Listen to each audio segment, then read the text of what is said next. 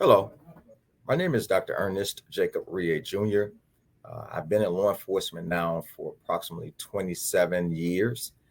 Started my career in our Orleans Parish Sheriff's Office and retired from the Orleans Constable's Office as a major. And I am currently now assigned and working with the Louisiana Department of Public Safety and Corrections Division of Probation and Parole, where I am a special agent and currently assigned as a task force officer with the FBI New Orleans office under the violent crime section. And today we'll be talking about um, law enforcement, our role in a um, multicultural and diverse community. And so, you know, I'd like to kind of start off with pretty much what we do in law enforcement in our profession today um, has drastically changed tremendously in how we act, how we react, how we do things, how we respond to things, and how the community actually views us when we are responding. So I think this is a very important topic that we are endeavoring to embark upon during this course. And I think that it is very important that we who are in the law enforcement community take a real dive and deep look into what we're doing and the culture and the multicultural and diverse communities that we are serving. With that being said, um, our course objectives are one, to identify roles and attributes of a peace officer's responsibility in providing community service, and two is to identify at least four influences which can affect the community's attitude towards the police, which is very, very important.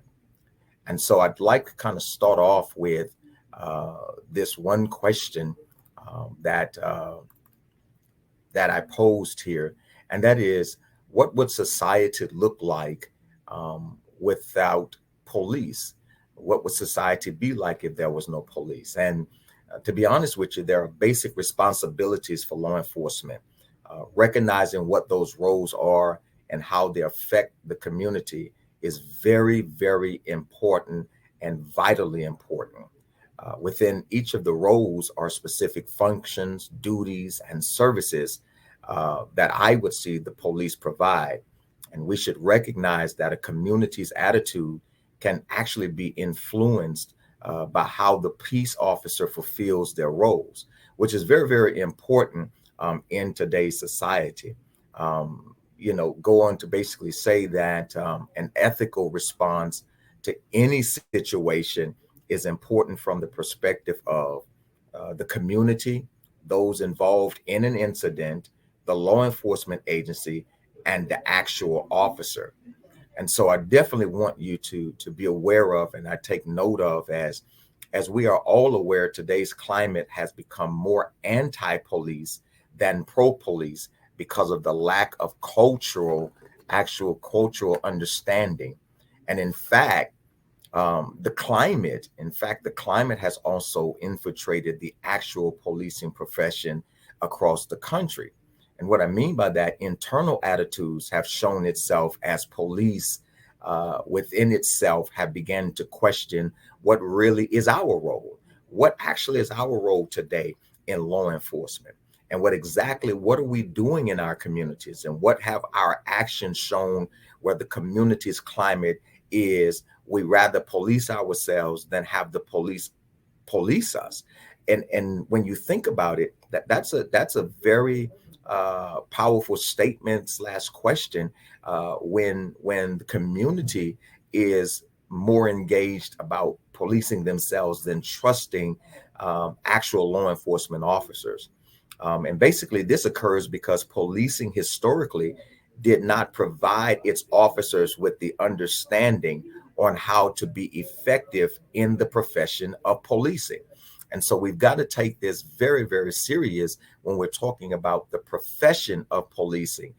Because again, when I started in law enforcement over 20 some odd years ago, policing was never seen as a profession. policing was seen as a service industry and not a profession. And now here we are 20 years plus later, and we're calling it a profession. So we have to shift our thinking. We have to shift our mindset from just the protect and to serve to now presenting ourselves in a professional standpoint. And so, with that, it comes to the opportunity of basically what are the roles of police. When we're talking about the roles of police, we're talking about order, maintenance, public education, delivery of service, and the enforcement of the law. So when you're talking about the order maintenance, when we think about what that means, we can look at it as the eye of a hurricane. Officers are often called when riots break out. We're often called when gang members gather in fear of, the outcomes citizens in the affected area might have. The officer is also expected to come into a totally chaotic situation and make all the right moves in just a short period of time. We're expected to respond quickly. We're expected to do certain things immediately so that things are back to normal quickly and the community is calm again. Those are the expectations, what they look at us for when we're talking about order maintenance. And in disaster situations, which are almost chaotic or almost always chaotic, the police are the first people in and they must assess what is needed. And so that's important for us to understand how to get the people and the equipment into the most advantageous positions, protect property, render immediate first aid, and do all of this in an organized manner. And that's what people are looking for. That's what our communities are looking for. Does it always work for us? Absolutely not. But this is what they are expecting of us. They're expecting of us to get in, protect the property, render first aid, organize it all in one state, get the equipment done, and do it in the most professional manner that we possibly can. Also, we're looking at officers' bond. The officers bond with the community when they participate in crime prevention efforts. While the citizens in our communities are expecting us to jump in and mitigate the situation, it is important also for the people to see us as crime preventers. What efforts are we doing? What efforts are we making as law enforcement officers to actually prevent crime and to deter the crime from our communities? Then we have public education. There are various ways to complete this role, such as neighborhood block parties, block meetings, national night out events, articles in the local news media, tips given on public broadcasting channels, offering to go into schools, teaching like stranger danger, gun safety, water safety, etc. All of these things are public education, and public education should happen during every shift in officer work. It should not happen when something happens tragically or dramatically in our community, but this education should be constantly ongoing. Officers should be taking the time to engage their community. District commanders, district captains, chiefs, sheriffs, executive branches should be constantly in their neighborhoods teaching and learning the community on how the police actually works. Because with all that we see on an everyday basis, the community does not understand how the police work. They do not understand how we move, how we react, why we do certain things. And so that type of education is very, very important to giving to our community. Then let's look at delivery of service. Our jobs as officers is to serve the community in where we take our oath and to serve in a professional manner. Key word, professional. It does not matter what agency you're working for, what agency you're working with. Professional mannerism is always the key. People will learn to respect you when you are professional. I say oftentimes when I'm teaching in the academy and I teach police bias and police professionalism, and I'm talking to new cadets, I'm always telling them at the end of the day, don't allow your badge and gun to make you feel as though that you are a superhero in the fact that you cannot maintain professionalism. Don't allow your badge or your gun to get to you in a situation or get you in a situation to where you are the person that has escalated a problem as opposed to de-escalating a problem. And you got to understand, you may have chosen this profession because you thought it was full of action and danger. But however, there's a reality check for you. Most of our time will be spent looking for things to do, doing things you don't feel are real law enforcement functions. Um, a lot of people think that as soon as you put this badge on, as soon as you put this gun on, there's a lot of running and gunning. But I often say we are the only profession where we are everything to all people. We are everything to all people. And that's important to understand. We are counselors, we're teachers, we are law enforcement officers. We're that shoulder to cry on. We're that person that's bringing the bad news. We're that person that brings the good news. So we have all of those type of functions, and it's not always jumping out of a car with your gun in your hand and running down people. But our roles as law enforcement officers remain professional at all times. However, there is that enforcement of the law, and you may see your primary job as enforcing the law, which we do, which is our job, right?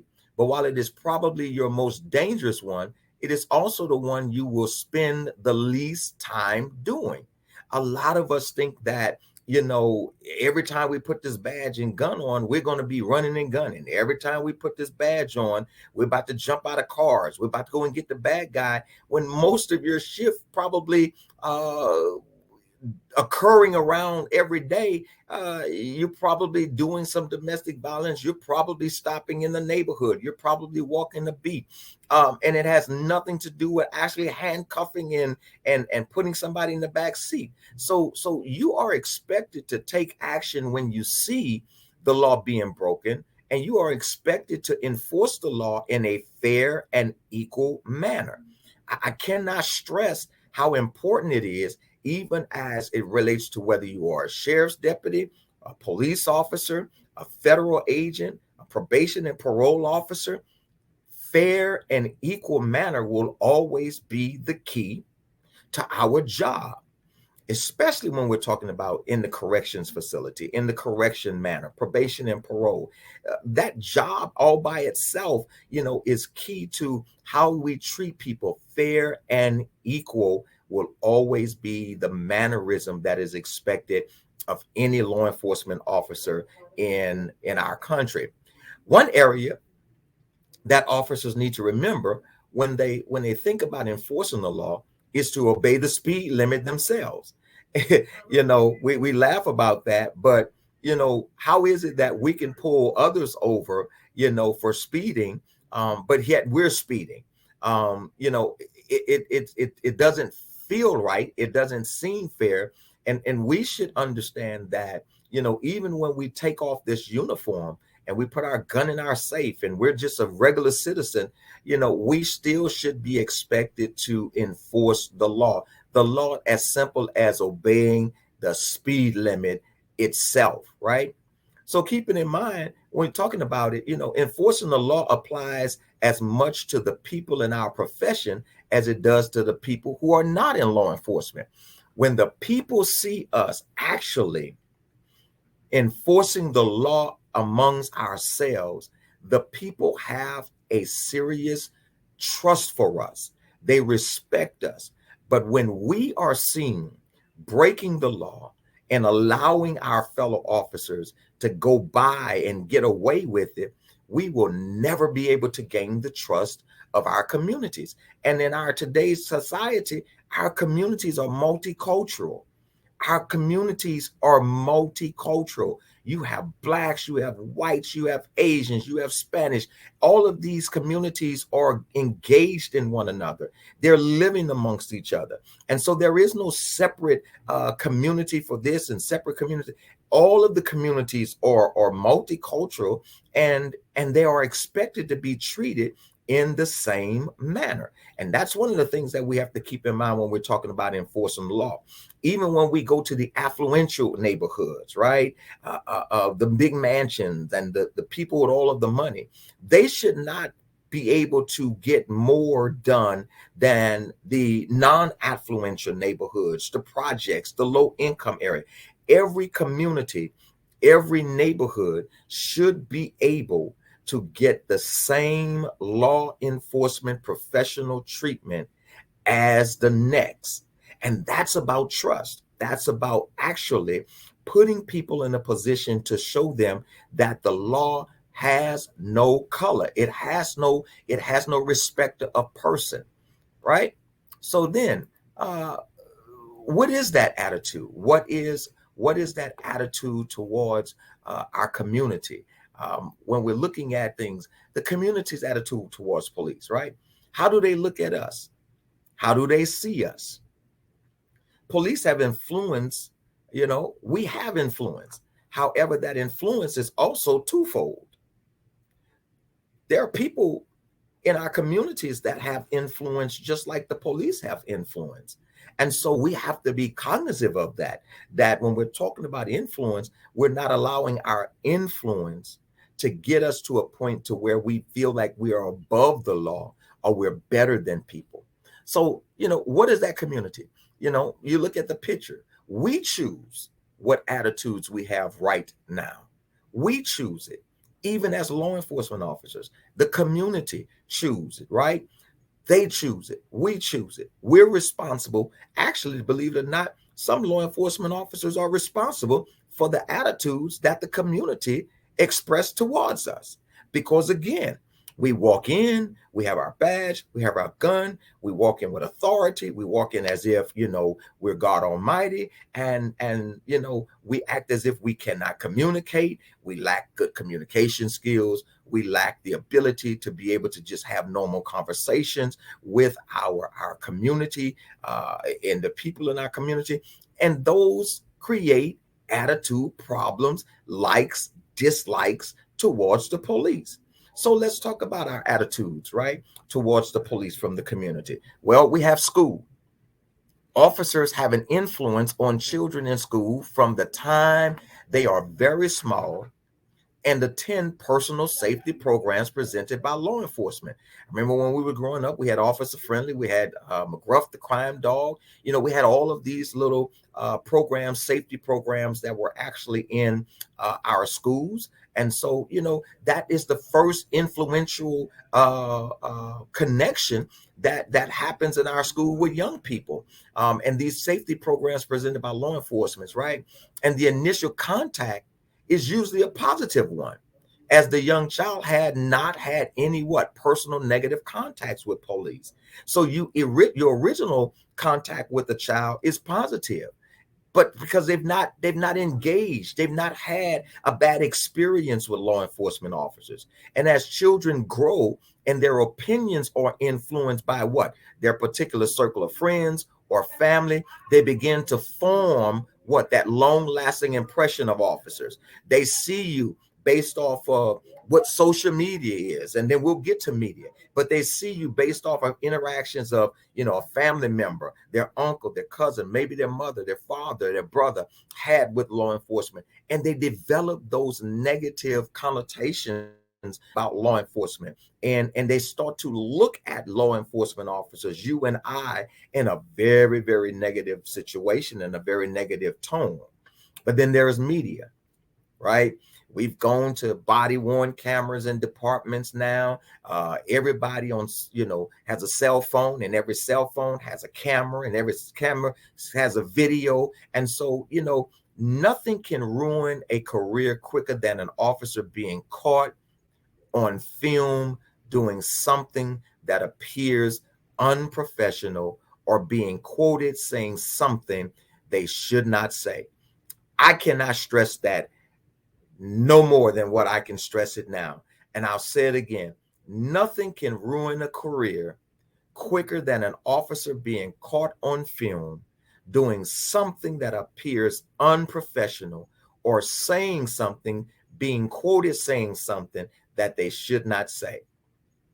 And I would say this regardless whether we were issued body worn cameras in your agencies or not, we should always maintain professional standards, professional behavior.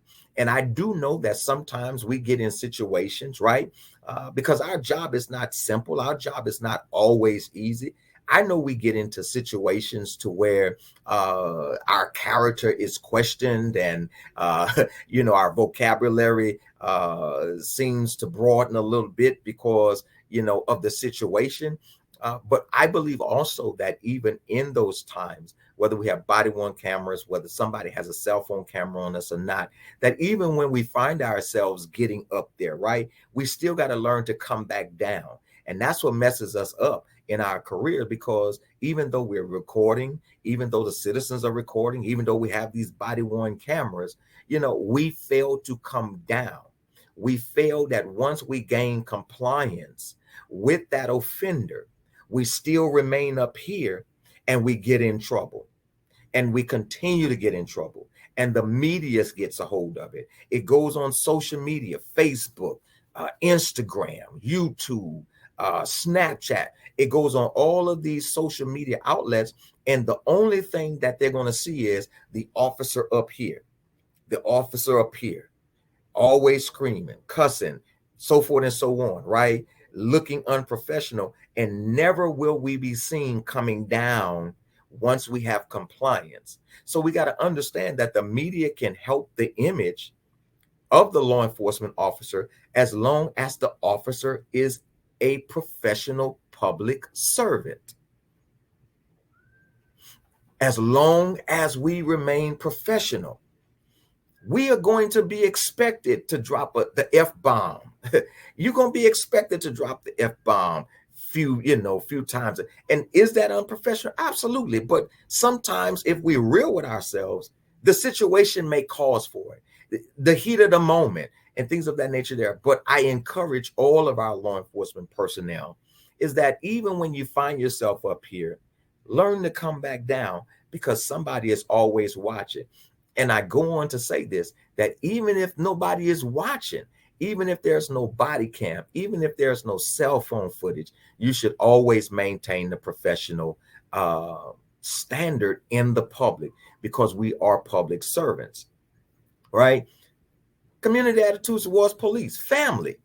Our family may not support us, right? Or they may not. They may not see what we do. And oftentimes, family can affect attitudes towards law enforcement when the negative interaction they encounter due to their behavior is revealed in the home. What do you mean? Well, when an officer arrests a parent or a sibling, everyone in the home may develop what? Hostility, negativity towards the law enforcement, regardless if the officer took the appropriate actions or not. You could go into somebody's home. You could be as professional as you want to be, particularly, probation and parole officers. We have that access, right? Even we have what is called reasonable suspicion. A reasonable area to where we can go into a house, as opposed to what? Probable cause, right?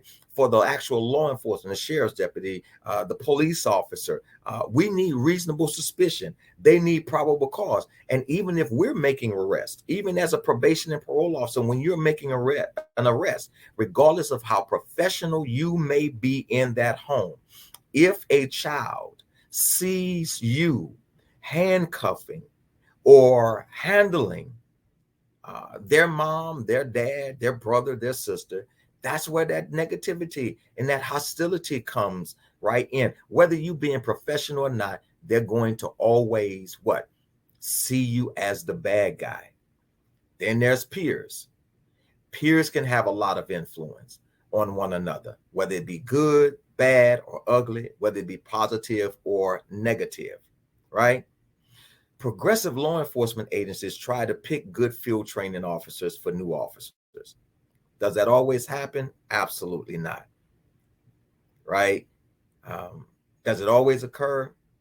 9 times out of 10, no. Because when you look at field training officers, most of your field training officers been on the job 15, 20 years. And How that looks when you're training a new rookie is almost as if that seasoned officer may be giving them a little bit, shortcut and bad info as to how to get the job done, as opposed to doing what? Staying the course, doing things by policy, doing things by the way that is going to affect you individually, and doing things that is going to affect what? The community. Integrity goes a long ways, right? And I say this, people's attitude towards law enforcement are also shaped by those with whom they associate with.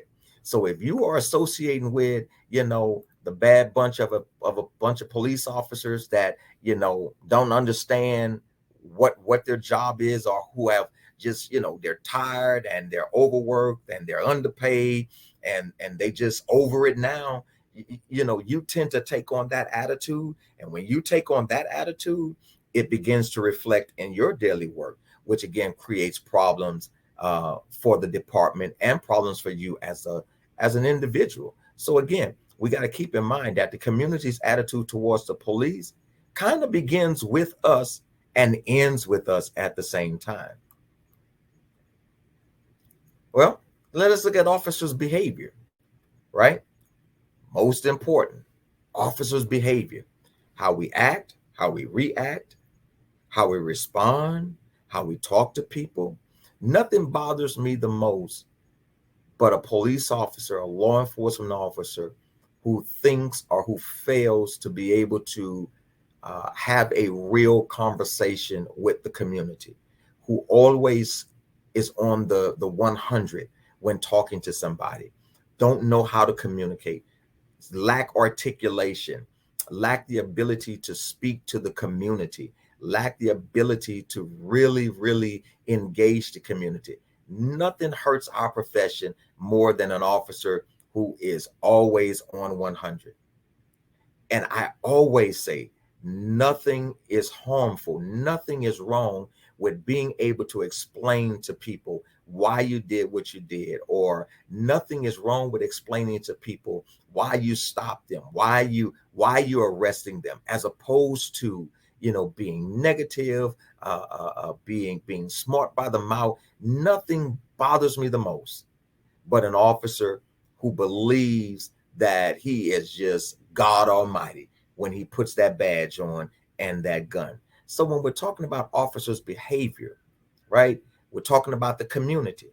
The community expects the officer to behave in a manner that is both professional and compassionate. That's the expectation of the community. Professional and be compassionate.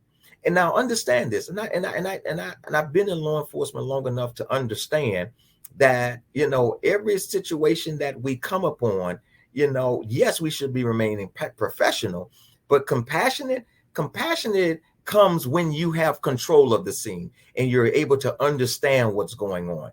But it's not too far off to have compassion for what's going on. A lot of people will never understand, hey, the minimum. You arresting somebody for running the red light, but they don't understand that you ain't just arresting them for running the red light. You're arresting them because their license are suspended, right? Or because they have a warrant. And they're telling you, y'all doing traffic stops, and you got these people out here killing folks and things of that nature. Don't y'all have something better to do? But we have to remain professional, because a lot of the community will never understand that a traffic stop is just as important as a shooting. It's just as important as a murder. It's just as important as a bank robbery. So we have to be compassionate and understanding with the community, because why? The community expects law enforcement officers to have all the answers and to solve all their problems. Now, they think we're Superman. They think that we're Superwoman, right? And that's what they expect. They expect us to have all the answers, and they expect us to have all the problems. It is true, and will continue to be true, that law enforcement cannot solve all the crime problems or social problems associated with life. However, we are expected to behave in a manner that proves that we do care about improving the quality of life of the citizens that we serve in our communities. We have to prove to them we do care. We don't have all of the answers. We will never be able to solve all the social problems that are here. We will never be able to enforce all the crime that's out there. But we have to prove to our communities that we care. We have to show our communities that we care, right? There are parts of various communities that expect the police will behave unprofessionally. You're going to run into communities. Every city has that community, that segment of a city, where we know it's just high crime area, high volume crimes of area. And they're expecting you to jump out. They're expecting you to jump out with your guns and your vest on and the BDU uniform. They're expecting that to happen. And they're expecting us to behave unprofessionally, and can actually try to make this happen by showing disrespect, right? Whenever police officers arrive on the scene, soon as you arrive on the scene, you're going to always have that instigator. You're going to always have that one person or two people that's always instigating, trying to get you off track, trying to get you to respond in a manner. And sometimes it happens. Hey, look, we're human. We are human. We don't like to be talked to ignorant or unprofessional, just as much as the community doesn't want to be talked to ignorant or unprofessionally, right? And so when we're coming there, we're thinking that we're coming to help, and you've got these instigators. You have these instigators that are coming and always, as we would say in New Orleans, bucking up the crowd, intensifying the crowd, routing up the crowd. And then, we have to turn away from our initial response to be able to deal with the crowd, to what? To de-escalate them in order to get back to the reason why we're there. They do these things. They're responsible. That's what they are assigned to do, is to get you routed up. They're assigned to get you to the point of responding in an unprofessional manner. But we, the police, the law enforcement officer, we got to maintain that level of professionalism no matter what. I often say that even though, you have people with the cell phones and they're recording people and they're recording scene or whatever like that, you see these officers jumping in the face of these people, and why do we need to do that?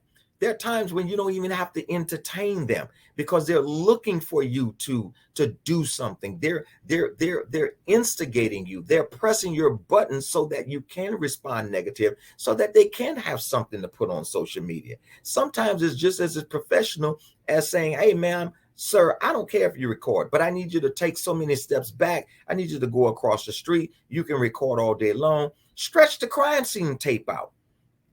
Make the borders wider."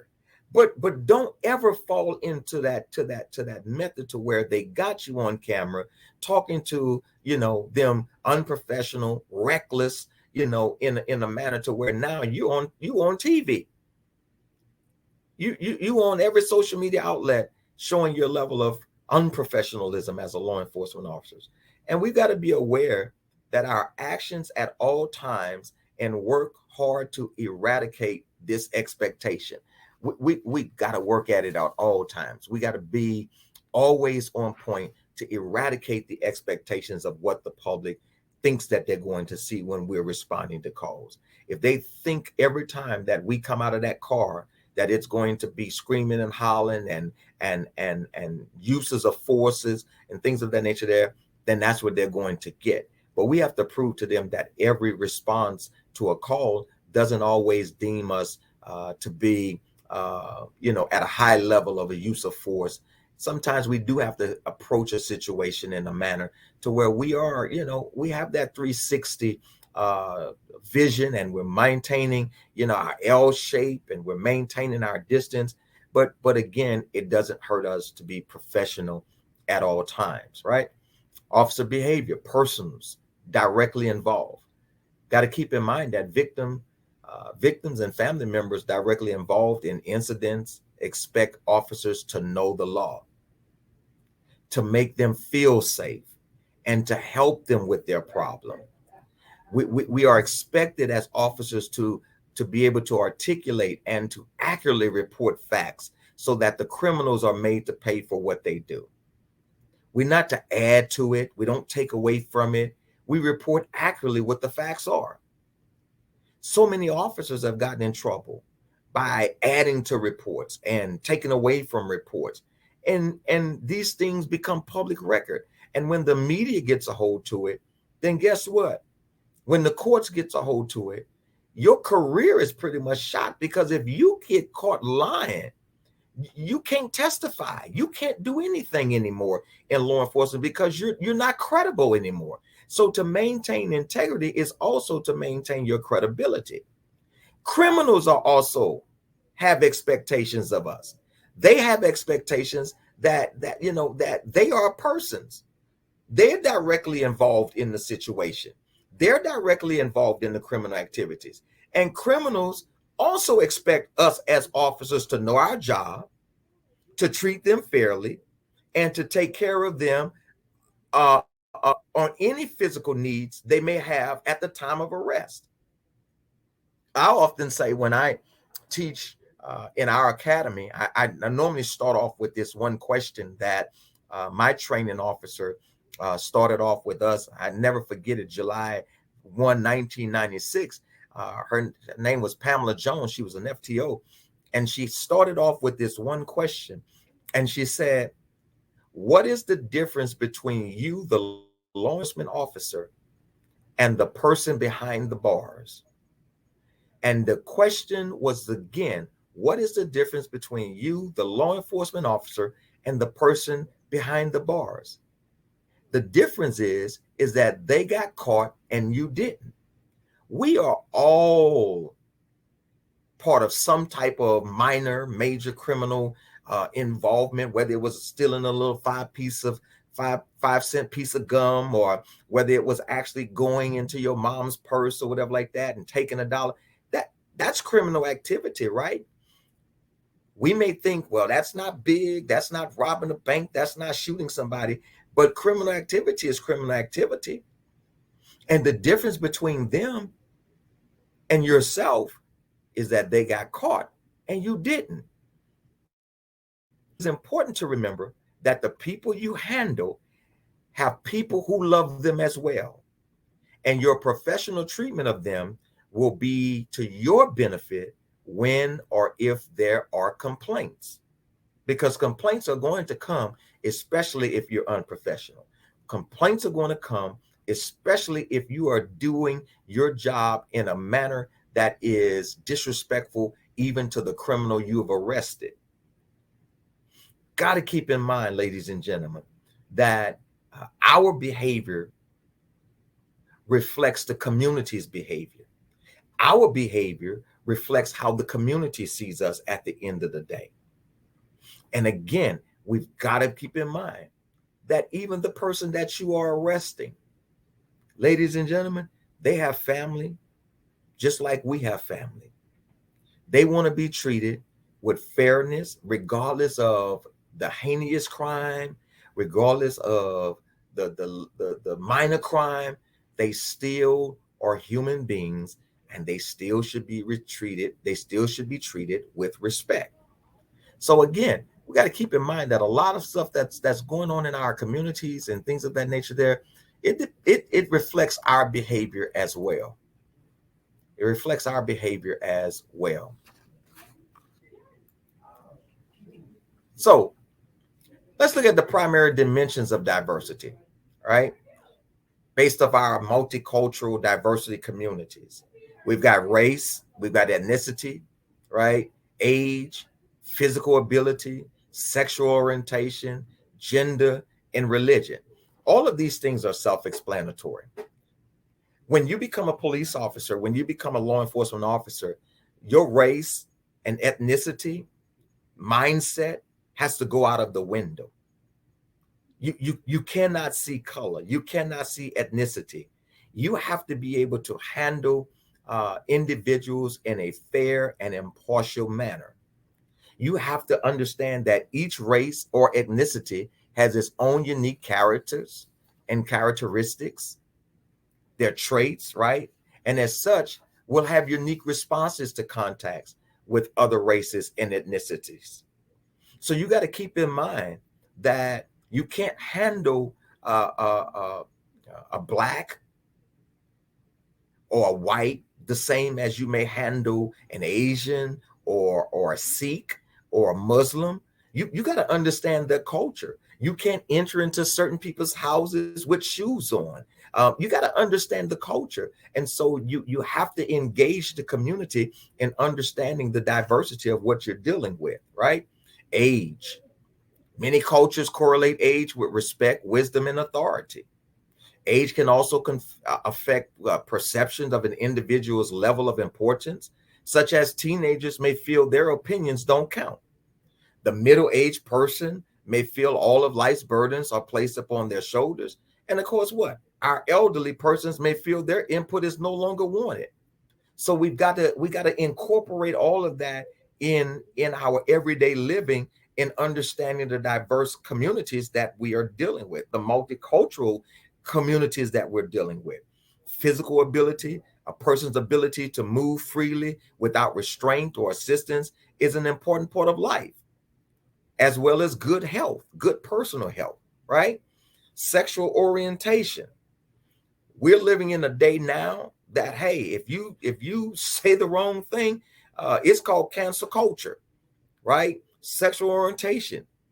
Intimate relationships are a vital part of the human existence, and the perception of alternative lifestyles in today's society has dramatically changed over the last 2 decades, right?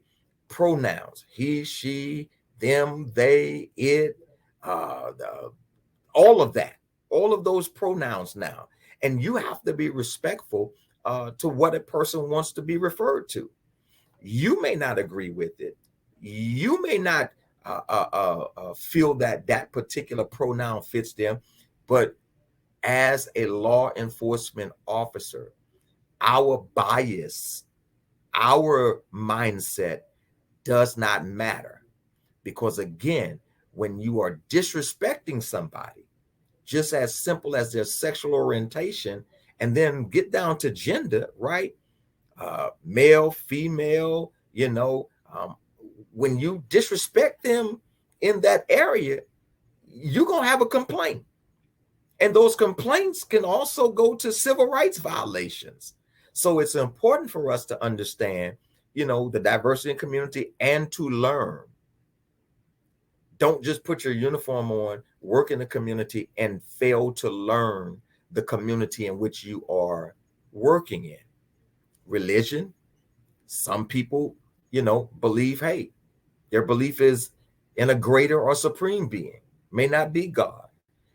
Understanding Buddhism, understanding, Hinduism, understanding all of those various cultures, being a superior being has long been an indicator of a person's ancestry, right? Their values, their morals, and their expectations. So, when we're talking about these various dimensions of diversity, you have to take in consideration, ladies and gentlemen, the various communities in which you're going to be serving, right? Those are the primaries. But then also, let's take a look at the actual secondaries, the secondary dimensions, right? Employment status, marital status, geographic locale, education, income. So when we're talking about the secondary dimensions, these are differences we acquire and sometimes discord or modify over time based on life decisions we make. Understanding that the secondary dimensions of diversity are those that enhance one's life experiences, right? These tend to have a great impact on our interactions with in the workplace. Examples of secondary dimensions of diversity pretty much are our employment status, as I said, our marital status, our geographic locale, income, education. All of these things play a part in the secondary dimensions of diversity. And so your employment status, we have our not employed, full-time or part-time employed, the professional, the white collar, the blue collar, or the career, all have an impact on our opinions and our viewpoints, right? Income. You have your millionaire status, your billionaire status, your six-figure income, and you have your low income persons, your marital statuses. You have people that are common law married, right, or traditionally married, and now not self, but same sex gender marriage now. So all of these things are playing a part in how we see our everyday continuous of literally the communities that we're dealing with. You have to be able to be unbiased, and you have to develop a diversified mind in dealing with the communities that you're dealing with regarding all of the people that we're serving. Geographical locale, these are new behaviors or customs or basically generally added to the person's cultural dimensions rather than replacing their existing ones, right? And so also uh, keeping in mind, we get into that one point of in our careers stereotyping. We see that all too happen, all too happening all too much now. I remember New York used to have this law, stop and frisk, and based off of communities that were high crime volume areas, and if you looked suspicious and if you looked a certain way, that's stereotyping. That's that in itself is the practice, and that's an unacceptable behavior for law enforcement. It's hard, but it's unacceptable, and its practice actually, my brothers, and sisters in law enforcement, can lead to a variety of negative consequences for not only the individual officer but for our agencies. When you get into stereotyping, you as an officer can be held liable, and then your agency can become liable for your actions. And so, when we're talking about stereotyping, we're talking about the illegal activity, unprofessional behavior. Again, what ethical violations? So illegal activity. To my understanding, the courts of the United States have established case law on both civil and criminal levels, making the use of stereotyping for any law enforcement function illegal and unconstitutional. There you have it.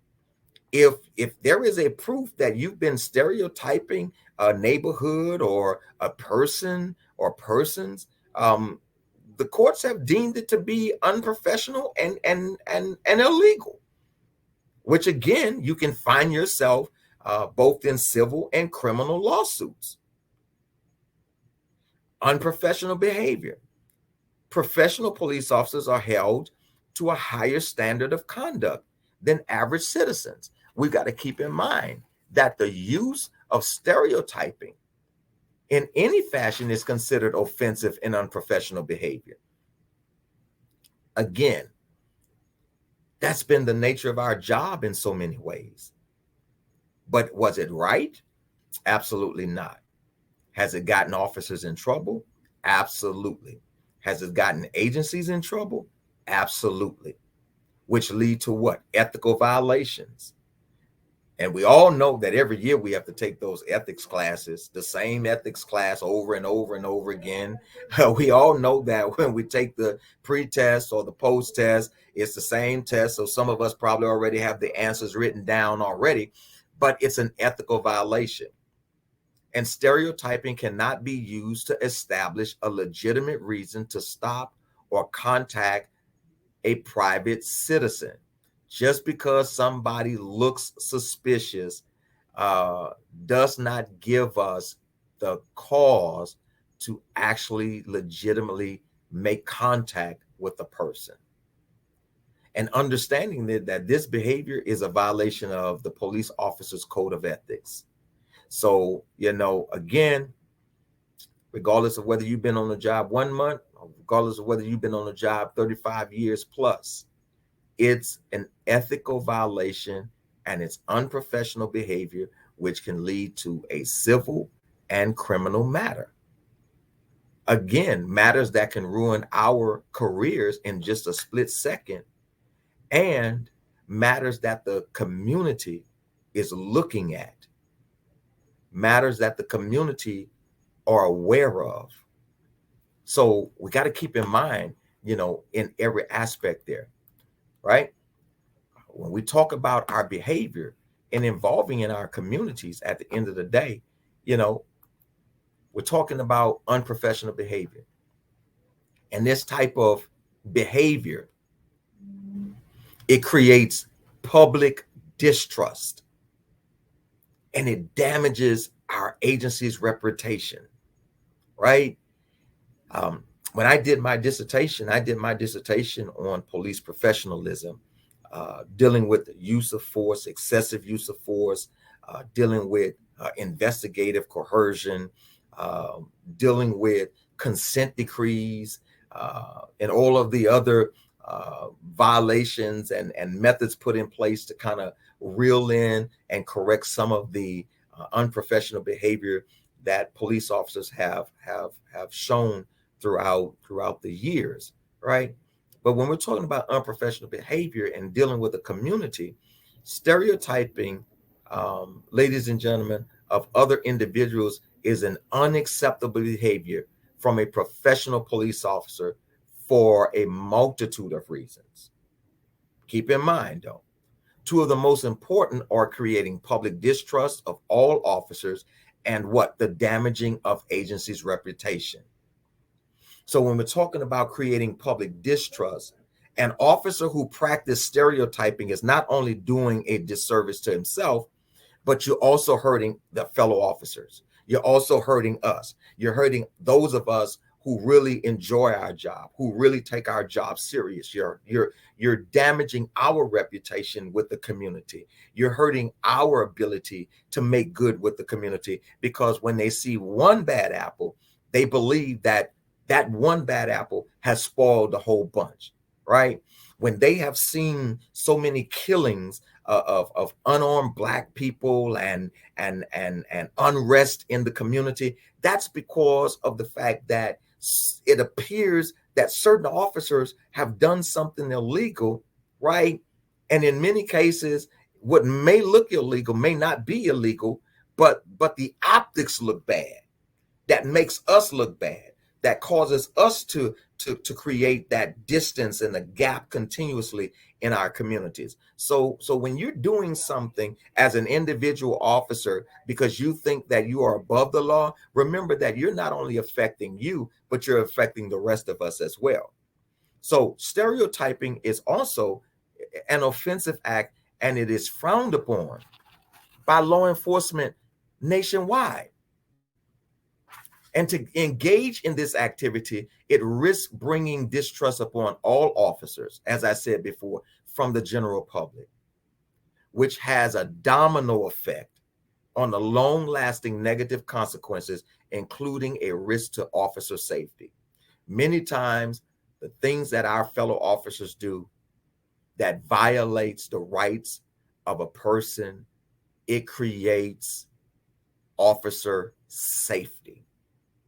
It creates issues, it creates concerns to where we as law enforcement officers who are doing the right thing, whether you are, again, a police officer, a sheriff's deputy, a federal agent, a state agent, probation and parole, any area of law enforcement where you have taken the oath and sworn to protect and serve, you put all of us at risk, ladies and gentlemen, when you go outside of the box. It damages our reputation as an agency. And when officers have earned the respect of the population they serve, their agency as a whole enjoys the professional image and the trustworthiness reputation in the eyes of the public. We got to get back to the point of getting our communities to trust us again. We got to get back into the to the era where, public relations is the key to getting and to solving some of these crimes.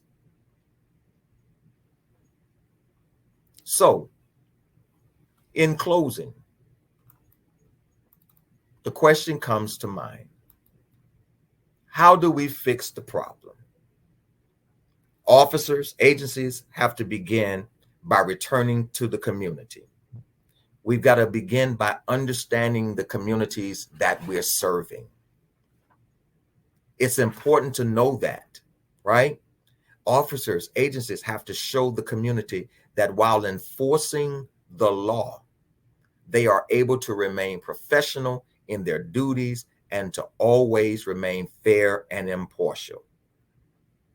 Lastly, officers, agencies have to invest in their communities by improving those relationships of regaining the trust of the community and maintaining the trust of the community.